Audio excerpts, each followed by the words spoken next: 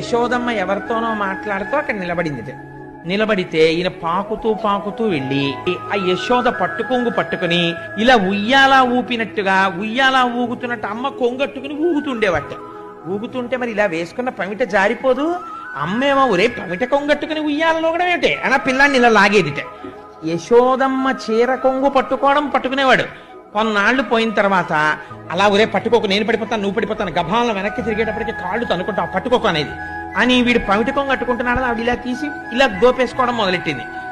అమ్మ పమిట కొంగులా మనకు ఆధారం ఏది, అది పట్టుకుని మనం ఇలా తడబడుతూ ఊగేందుకు ఏం దొరుకుతుందని చూశాడు. ఆవులు కనపడ్డాయి. వీటి తోకలు పట్టుకుంటే బాగుంటుంది అనుకున్నట్ట. కొత్తగా తోకట్టుకుని పైకి లేచేవట. తోక ఇలా మర్రి ఊడ వేళ్లాడినట్టు వేళ్లాడుతుంది. ఇంకా తోకట్టుకుని ఇటు నడవా అటు నడవా. ఆవేమో వెనక్కి అడుగులయ్యా పక్కలకు అడుగులయ్యా. ఇలా వెనక్కి తిరిగి చూస్తూ ఉండను. ఇంతలో యశోద ఏమిటి అల్లరని పైకొచ్చి చూసేటప్పటికి తోకట్టుకు ఆడుతుండేవాడు. ఉరే ఉరే ఉరే ఉరే ఆవు తోకట్టుకు ఆడుతున్నావు, దాన్ని డెక్క పెట్టి తొక్కేసిందంటే ఆ చిన్ని చిన్ని కాళ్ళు పచ్చడైపోతాయిరా, నీకు బుద్ధి లేదని చెప్పి తీసుకుని ఒక్కటి కొడదామని ఇలా చెయ్యెత్తి చూసి ఆయన్ని కొట్టడమే. ఆయన ముఖం వంక చూసి ఆ బుగ్గలు చూసి ఓ దొంగ నవ్వు నవ్వేసేవాడు.